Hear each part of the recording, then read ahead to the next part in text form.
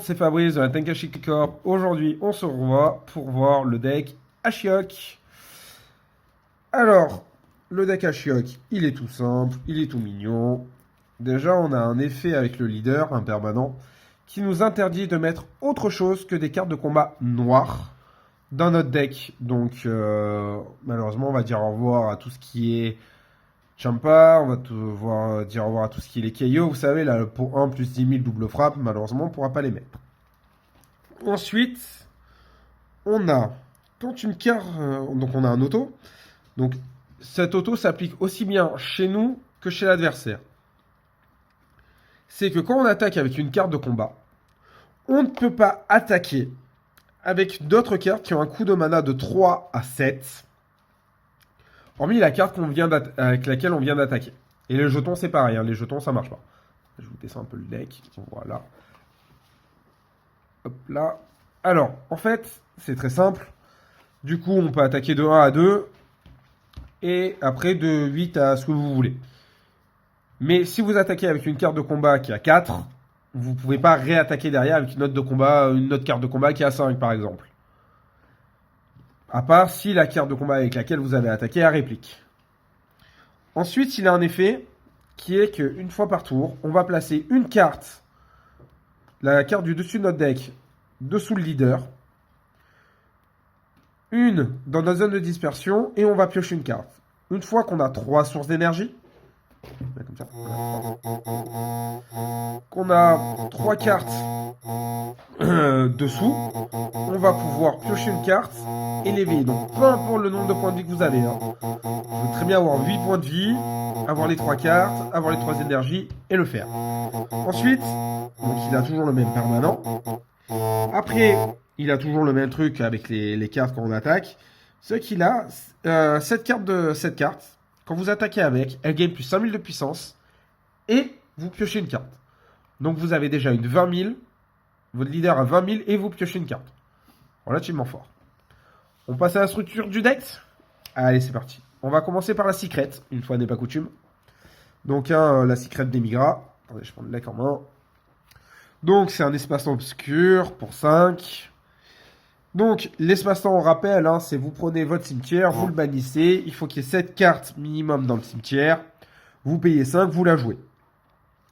Sachant que l'espace-temps obscur est que des cartes noires. Ça tombe bien, il n'y aura que des cartes noires dans ce deck. Quand vous attaquez avec, tout simplement, hein, vous choisissez 3 cartes de la main de l'adversaire et vous faites des combos avec. Voilà. Après, alors... Là, je l'ai encore une fois, malheureusement, mais j'en ai commandé quelques-unes. Il va falloir le rajouter au moins encore une fois. C'est le Ashiok N éternel. Alors, du coup, il a un auto hein, qui est une fois par tour. Quand cette carte attaque, une carte de combat, on la passe en mode action. Donc, hein, ça a 25 000. Ça nous permet de gérer une carte de combat avec lequel l'adversaire a attaqué tout à l'heure, la dégager, et après retaper sur le leader. Parce que du coup, avec l'effet de notre leader, on peut, parce que c'est toujours la même carte qui a attaqué. Ensuite, si notre leader est noir, on place 3 cartes de notre main dans notre zone de dispersion. On place les 2 cartes du dessus de notre deck dans notre zone de dispersion, donc ça nous fait meuler pas mal, mais vous allez voir que c'est vachement intéressant dans ce deck. Et après, pour 3, justement, on choisit 3 cartes de notre zone de dispersion qui ont un coût de mana de 3 à 7. On les met sous notre deck dans l'ordre de notre choix. Et on joue cette carte depuis notre zone de dispersion. Donc de 5, elle nous coûte 3. C'est pas dégueu.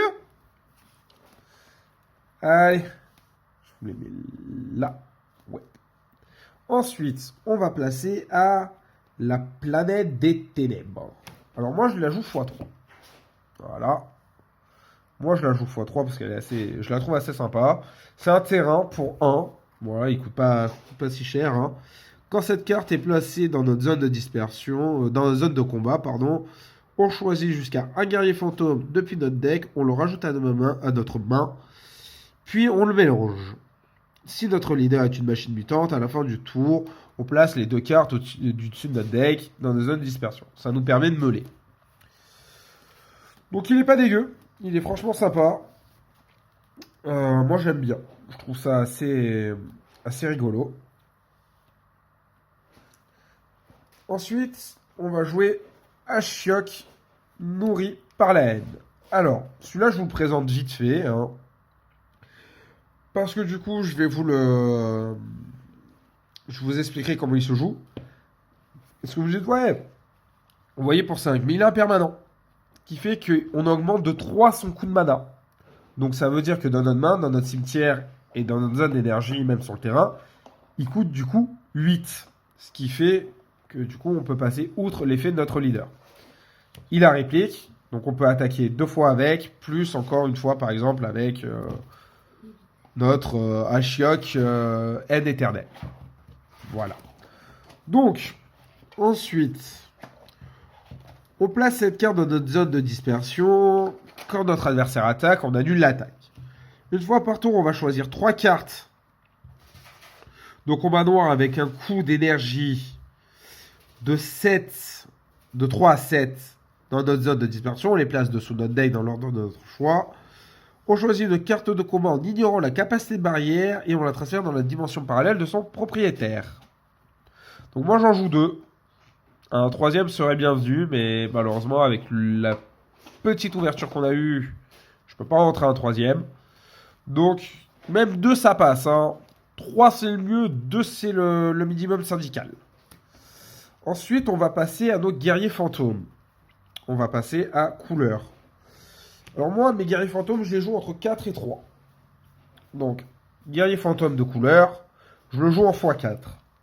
Alors pareil, vous choisissez 3 cartes de combat de votre zone de dispersion. Vous les mettez sous votre deck et vous la jouez gratuitement. Alors, après, on place cette carte dans notre zone de dispersion et et une carte de combat perd 10 000 points de puissance. Donc, hein, vous n'hésitez pas, vous renvoyez 3 cartes, vous la jouez, vous attaquez. Il en reste un. Allez, hop, zone de dispersion. Ça fera toujours au moins une carte à 4. Donc ça passera sur l'effet. Après, on va passer sur Slug. Oui, parce qu'il y a Slug en guerrier fantôme. Alors, pour ceux qui se demandent d'où vient Ashiok, il vient d'un film qui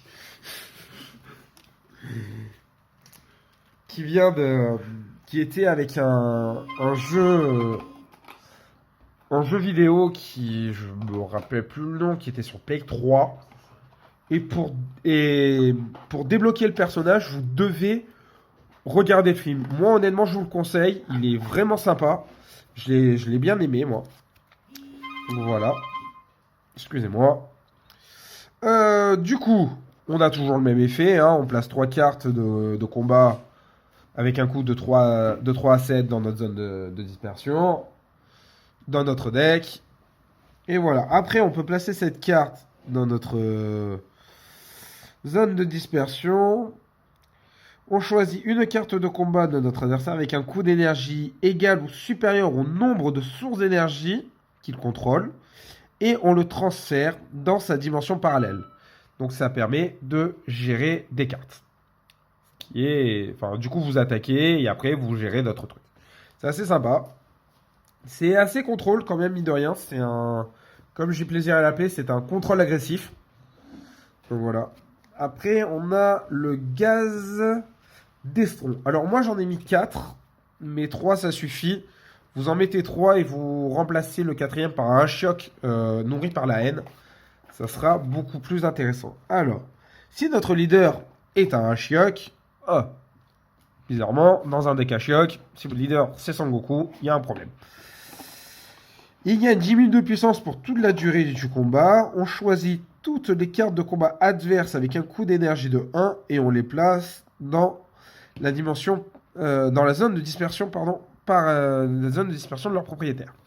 Donc ça fait une petite vrasse en début de game pour faire gagner 10 000 de puissance à notre leader, ce qui est assez rigolo. Alors, maintenant on va jouer Litchi. Alors Litchi, c'est simple. C'est le créateur d'Ashiok. Jordan qui me fait ouais mais c'est un fruit aussi. Oui c'est un fruit, oui. C'est qui est très bon d'ailleurs. Donc c'est un bloqueur. Mais on va pas le jouer pour 3. Parce que sinon c'est pas drôle. Déjà qu'on le joue, on prend les 2 cartes sur notre deck, on les envoie dans une zone de dispersion. Et pour 2, on peut le jouer de notre zone de dispersion. Donc vous allez le jouer, bloquer avec, il va être cassé. Mais pour 2, vous allez le ramener. Voilà. Moi j'en joue 4. Parce que je trouve ça relativement fort et assez sympa. Donc voilà, n'hésitez pas. Ensuite, les super combos, hein, vous connaissez. Voilà, on en joue 4. Je vais pas vous la présenter parce que c'est exactement la même. Voilà, moi je l'ai mis parce qu'elle est en... J'ai mis celle-là parce que ben, pour 0, ça reste un combo à 10 000, même si vous avez plus de 4 points de vie. Et puis, ça reste dans le thème de Ashiok. Voilà, j'aime bien les decks à thème en fait complet. Donc après on va mettre Freezer. Donc comme je vous ai dit, hein, il est x4. Alors, je regardais un truc vite fait, mais en fait tous mes guerriers fantômes sont à 4. Sont joués x4. Donc exactement le même effet que ses copains, hein, 3 cartes de 3 à 7 dans la zone de dispersion. On envoie sous le deck, paf, ça fait des chocs à pic, on la joue. Ensuite, du coup, notre petit Freezer, on l'envoie dans notre zone de dispersion. On choisit une carte de combat adverse en ignorant la capacité barrière et on la place en mode inertie. Voilà, hein, c'est un peu ça reste du Freezer, hein, qui est vachement du contrôle en mettant beaucoup en inertie. Voilà, donc, on en joue 4.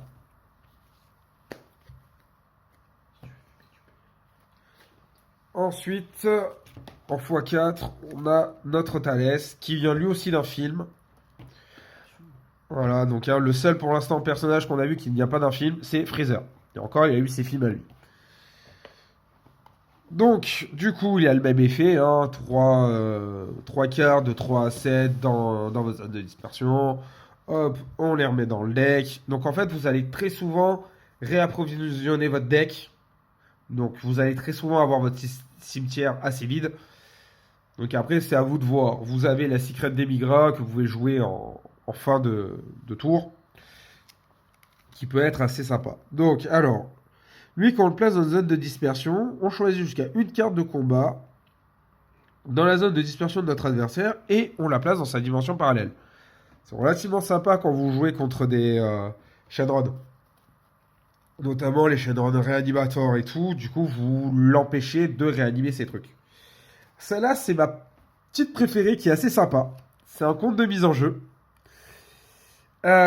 Qui donne en fait plus 10 000 de puissance et une carte de combat. Et la vengeance. Donc c'est franchement sympa parce que du coup, vous pouvez donner plus 10 000 de puissance à vos bloqueurs et la mettre et leur faire gagner vengeance. Alors vous n'êtes pas obligé de la rentrer dans le Ashiok, hein. Rentrer là dans le Bulma, c'est aussi très fort. C'est aussi très très fort. Cette carte est très forte. Moi je la joue x3. Voilà, parce que je trouve que x3 c'est assez. Ensuite, passons à Ashiok pouvoir déferlant. La voici. Donc je joue x4. Voilà. Donc lui, on peut le jouer aussi gratuitement, hein, avec le même effet que les guerriers fantômes. Et il a un effet avec notre Ashiok nourri par la haine. Attendez, j'essaie de vous mettre. Voilà. Donc, vous le voyez, voilà. Donc, quand vous jouez cette carte, celle-là, donc notre Ashiok pouvoir déferlant, vous pouvez payer 4 et de votre zone de dispersion, jouer par-dessus votre Ashiok nourri par la haine. Donc, on répète, hein, il a réplique. Donc, vous pouvez attaquer déjà 2 fois avec lui. Ensuite, on augmente de 3 son coût de mana. Donc, on peut attaquer avec d'autres cartes à côté. Et après, il a le truc, vous meulez 3 de votre cimetière. Et vous cassez un truc qui a barrière. Enfin, en ignorant barrière, pardon. Qui a barrière, vous ignorez juste la barrière. Donc, du coup, voilà. Après, on a le Super Kamehameha, que je joue en x4, qui est un compte de mise en jeu. J'ai pas rentré de contre d'attaque parce que, ben, en fait, comme vous avez pu le voir, on gère déjà pas mal le board, donc du coup, on a peu d'attaques à gérer. Donc, moi, je trouve qu'il n'y a pas besoin de contre d'attaque dedans. Alors, donc c'est un compte de mise en jeu, il faut que notre leader soit noir et qu'on ait 4 points de vie. Si la carte de combat jouée par notre adversaire a un coût d'énergie de 3 ou moins, elle est transférée directement dans la zone, dans la dimension parallèle du propriétaire. Ce qui est assez rigolo, ce qui est assez fort d'ailleurs. Du coup, c'est un peu comme un délit d'espoir, mais en un peu moins limité. Ensuite, on a un autre Litchi. Il a fait un lifting cette fois. Voilà, hein. Donc, celui-là, Litchi, c'est pour un, c'est un bloqueur. Voilà, c'est tout simple. Par contre, il a un effet, et celui-là, en fait, vous allez vouloir qu'il meure. Parce que quand il meurt, vous jouez un guerrier fantôme directement de votre main. Voilà. Donc, vous pouvez jouer un Thalès, un Slug, un Freezer, un Couleur aussi. Voilà. Donc, voilà pour moi. Voilà, c'est tout pour le deck Ashiok. Donc, vous allez le voir en duel aussi, hein, vous inquiétez pas. Donc, après, ben, c'est tout, hein. Bah écoutez, passez une bonne journée, amusez-vous bien, et puis j'espère que ce deck vous a plu. Moi en attendant, il me plaît, avec le C21, c'est un de mes coups de cœur de cette BT. Et je vous dis à très bientôt pour de nouveaux decks et de nouveaux duels. Allez, salut!